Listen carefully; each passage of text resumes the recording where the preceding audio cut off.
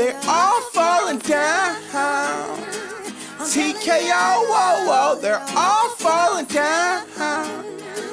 TKO, they're all falling down. TKO, whoa, whoa, they're all falling down. Man, I promise, I'm sick of this nonsense. I can't watch a show without at least somebody botching. Brawling, crackdown drove me crazy. Where are all the storylines? This guy is lazy. And they charge $1,000 for this? Fans lead a show like y'all suck at this. And we can't even go a couple minutes or so without an ad on the screen. It is bad as it seems. Oh, Paul Levesque. What rhymes with Levesque? I don't know. $3 billion of debt! This is crazy. We might need to take a look at TKO financials, y'all. Like, how are they spending their budget? It seems like it's going 90% towards celebrities, 9% towards the talent and production, and less than 1% for security. Back to back to back to back situations over the weekend. You got wrestlers roaming around Las Vegas, roaming around securities, getting bombarded by the fans. It's like, bro, dog, are you serious? Where's the protection at? You couldn't hire a rent-a-cop, a mall cop, a TSA agent. You couldn't get a guard dog, a cat, a turtle, nothing! This is crazy, man. TKO is running around like a box of expired condoms. Their protection is weak! CM Punk, Drew McIntyre, Bayley, Randy Orton, AJ Lee, and more getting bombarded by fans all weekend. I'm gonna show you this.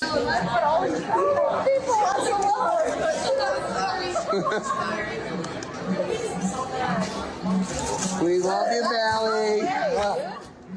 Get out of here.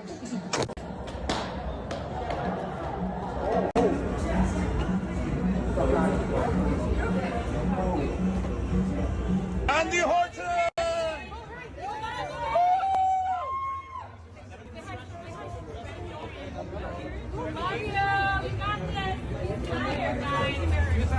Randy Orton in. Other stuff to do. Randy Orton!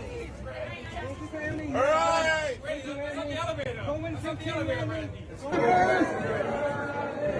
you, brother. Drew McIntyre in the house. Former WWE champion. Oh, Drew McIntyre.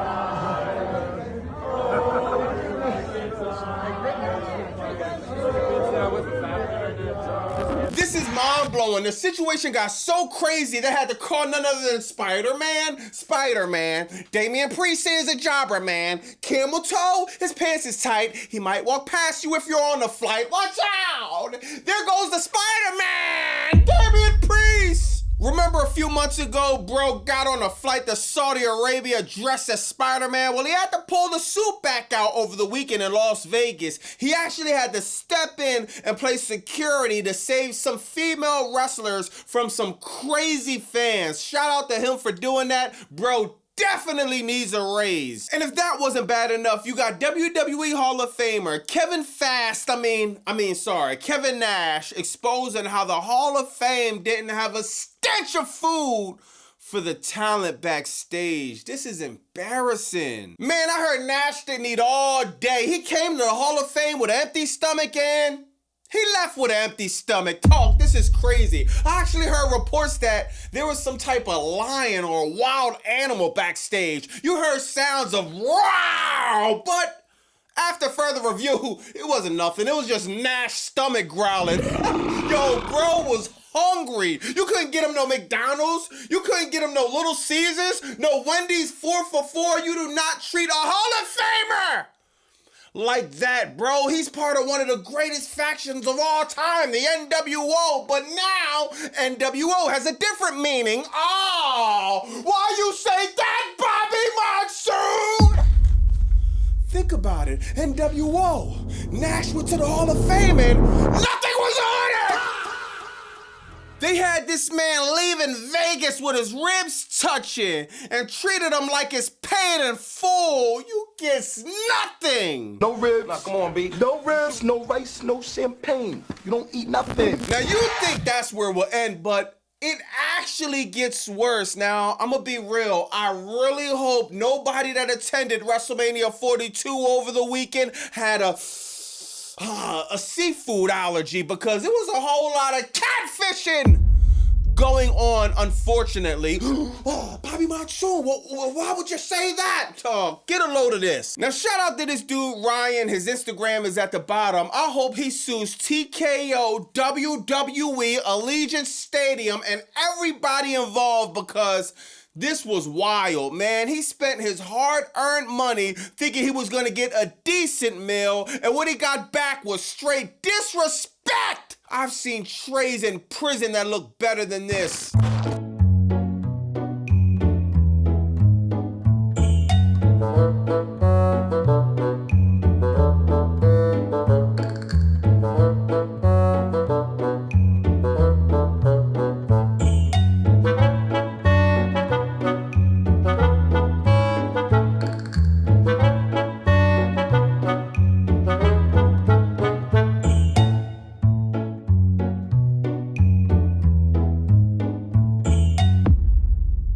Can somebody in the comments explain to me what that was? You can go to your local shelter and they'll give you a platter absolutely free that will look better than that, man. You can actually sit outside a restaurant that's close to you on trash day and put together something more appetizing than what they're giving out in Allegiant Stadium. I don't know what's worse, y'all.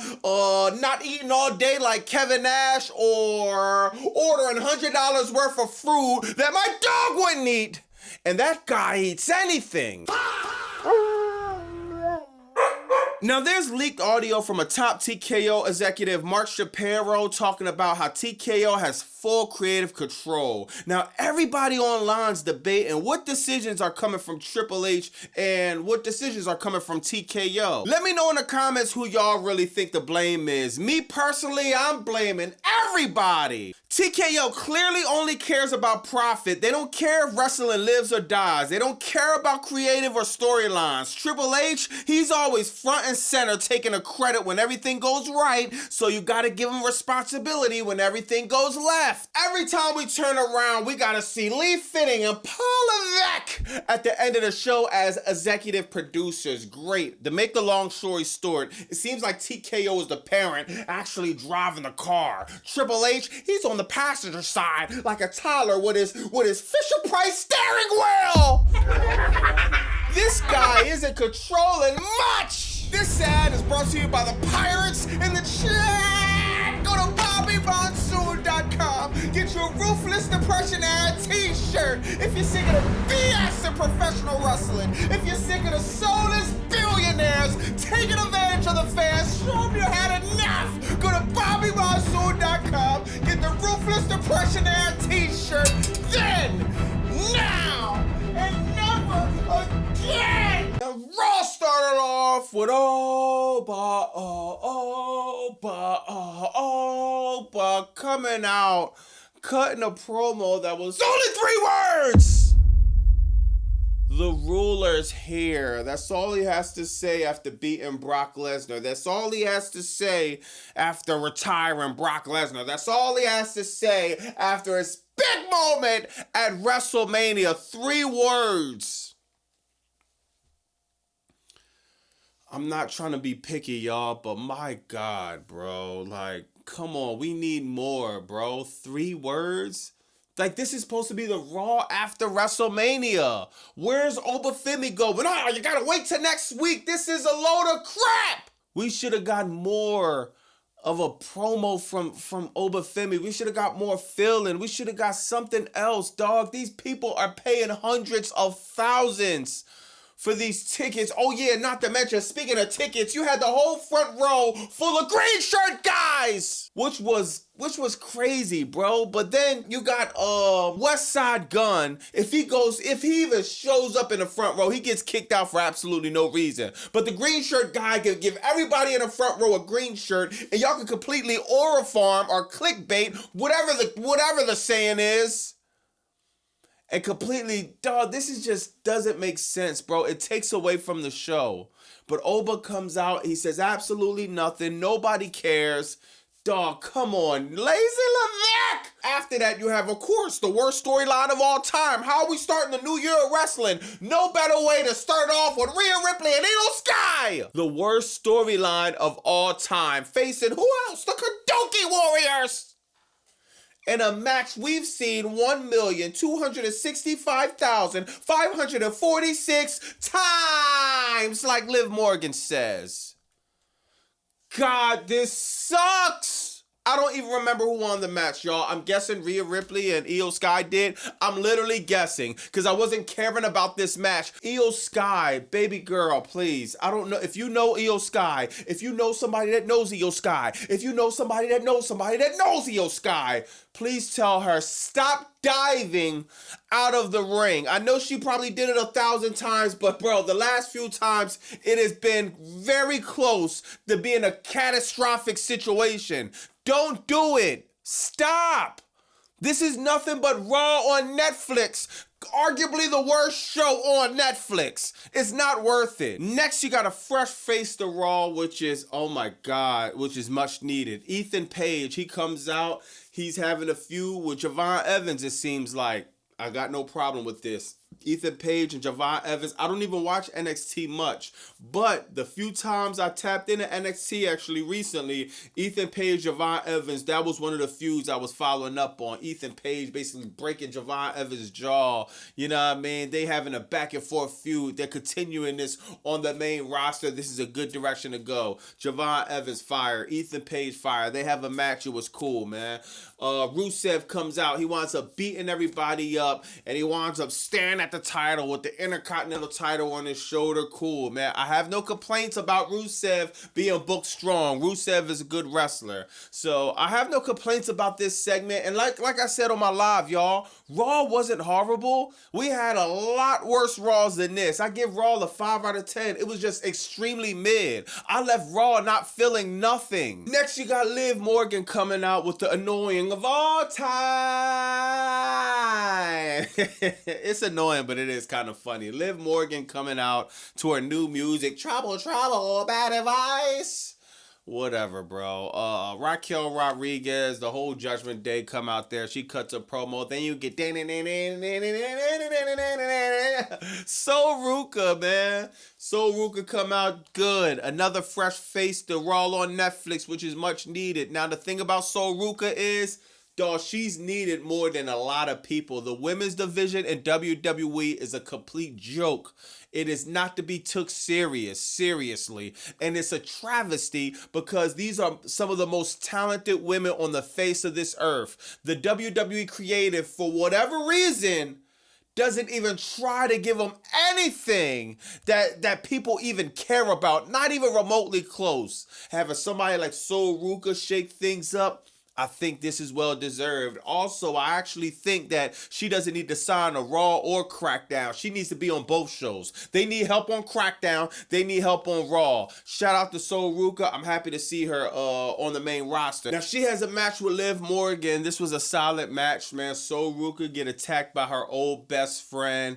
Liv Morgan winds up leaving. Then you get Stephanie Valkyrie coming out, and she confronts Liv Morgan. So I guess they're gonna continue the feud again. And I'm caught. I don't know how to feel about this, bro. Y'all know that I put this feud over 1,000 times. I said this was the #1 match I was looking forward to at WrestleMania. You know what Paul Levesque said? Great. Let me make it the shortest match on WrestleMania, besides Brock Lesnar. I think that was shorter, but whatever one, it still doesn't matter, dog. To go less than 10 minutes, less than 9, less than 8, less than 7, it was like 6 minutes and 50 seconds for the best feud you had, in my opinion, on WrestleMania, was disrespectful. So now we got Liv Morgan and Stephanie Valkyrie about to go at it again. Why would I care? Liv Morgan actually grabbed the mic and said, "Oh, she pushed me to my brink. What are you talking about?" The match didn't even go past 7 minutes, Liv. Next, you got Paul Heyman, Logan Paul, and Justin Timberfake out there cutting a promo about, I don't even know what.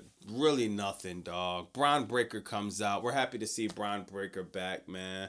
I'm happy to get some storyline, a good feud in, man. Seth Rollins, Braun Breaker, this should be cool, man. Seth Rollins, he comes out of nowhere and he botches a chair shot to Braun Breaker. He literally cracks the back of his head open, and it's like, Dog, Seth Rollins, what are you doing, bro? I don't understand, dog. Braun Breaker just literally came back from hernia surgery. He was out of Royal Rumble in like the shortest time ever, only a few seconds. He missed WrestleMania, and a Raw after WrestleMania get the back of his head cracked by a botch from Seth Rollins. Now, let's be honest, Seth Rollins usually don't botch. It's just a freak accident. I gotta say it was a freak accident, man. Seth Rollins is a master in the ring. So I'm not questioning that. I'm not questioning bro ability. I know it was just an accident, but still, come on, Seth. You had the chair way too high, bro. You cracked the back of his head. And Braun Breaker, this dude's a beast, bro. This dude's a soldier, man. He regained himself. He was a little bit messed up. His head was all bloody. Paul Heyman was trying to cover it with a towel. But he regrouped himself, and he figured out a way to finish out the segment. And it made for a cool shot of him standing, looking muscular, the back of his head full of blood, man. It looked for a cool shot, but I'd rather forget a cool shot, bro. I'd rather Braun Breaker to be leaving Las Vegas without the back of his head cracked and potentially in concussion protocol, and potentially missing more time out. I'd rather that not happen than anything, man. Oh yeah, after that, you got the Street Profits! I don't gotta call them the Discreet Profits no more because they're not kept away. Paul Levesque drops in the Street Profits. I guess they're going for the World Tag Team titles. Y'all know this is my favorite tag team. I'm happy Montez Ford, Angelo Dawkins is back. It's just, remember the last time they left? They were teasing they was gonna break up. I was invested in what was gonna happen with that. Now they just get put on the shelf for months and months and months to the point where I was already accepting that Montez Ford was gonna handle his family business at the crib. But no, he's coming back, which is great. But now what, he's beefing with the Vision? Now they just come back and it's like, what is the storyline to this? You know what would have helped Paul Levesque if Montez Ford grabbed the mic and said something like, yo, me and Angelo Dawkins, we had a little bit falling out, we had beef, but we patched it up. Now we come back for what's ours, the tag team title. He could have grabbed the mic and at least said the 3 words Obafemi said. But it wasn't nothing. They just came back randomly, and now I gotta wait 6-7 days. 6-7 days to get an explanation that we still might not even get. Next, you got Finn Balor getting his first singles match from being the Demon. This is what I wanted. This is what I wanted to see. Finn Balor being booked like he should be booked, man. Winning matches. He beat J.D. McDonough, so it's not too much bragging rights you could give for that, but still, beggars can't be choosers. I want Finn to start winning. He wins his first single match from becoming the Demon. I can't get mad at that. And actually, Dominic Mysterio and JD, they tried to jump Finn. Finn didn't let it happen. He fought them 2 off. So I guess we'll be doing this for the next 6, 7, 8, 9, 10 months. Hopefully not, though. Hopefully we can wrap this up. He'll have his match with JD, Dominic Mysterio one more time. Then let's move Finn on. Let's move on. Let's start to move on with Finn Balor. I don't want him beefing with the Judgment Day for the rest of the year. Next, you got a segment that it was just like, God, Roman Reigns, if you're going to be here all summer just doing this at the end of the show, bring the Usos back, cut a 4 or 5 minute promo and leave, bro. Just stay part-time, dog. I'd rather have you show up and it means something for you to be here all summer, and 80% of the time you are doing the same exact click, copy, click, paste, click, copy, click, paste. I don't know what to say, bro, man. Like, Jacob Fatu, he says, what did he say? He didn't want the title, or he didn't want to be tribal chief. He wanted the title. He wanted the private jets. Roman Reigns tell him to think about it. The Usos, I guess, is back with Roman Reigns, so the bloodline is back. I don't know what to feel about this, man. Jacob Fatu versus Roman Reigns, that's a fire match. I would just rather it be something that will be at least a little bit less predictable. Backlash, Roman Reigns versus Jacob Fatu. Oh my God, can it be any more predictable? There is no way on the world that Fatu is about to beat Roman Reigns for the title. Jacob Fatu, how did you even get a title shot? Like, what did you do? Who did you beat? You just beat Drew McIntyre. Oh, I guess he's the old champion. So, okay. All right, I get it. My bad. I get it. Chicken Fatu versus Roman Reigns. The match should be fire, but it's going to be super predictable. But let me know in the comments what you think about that. Did this feel like Raw after WrestleMania? For me, it just didn't. It wasn't the worst Raw of all time, but it definitely wasn't the best. It definitely didn't feel like Raw after WrestleMania. It definitely wasn't entertaining. It just felt mid. Even watching the Street Profits come back, I'm just nothing that got me out of my seat, man. Like, I liked Liv more. I liked Sol Ruka. Seeing Sol Ruka in the ring, bro, and Braun Breaker, Seth Rollins segment was fire. But after that, dog, literally, I didn't care about too much of nothing. Let me know in the comments what you think about that, though. I'll see you Wednesday for Dynamite. Darby Allin versus Tommaso Ciampa. We'll see what happens there, man. Tony Khan, I'm hoping Tony Khan cook Wednesday. We gonna need it, bro. We just had a long weekend and another Raw. We're back to the same crap with WWE. Let me know in the comments what you think about that. It's Bobby Monsoon 215. Like, comment, subscribe. Blah!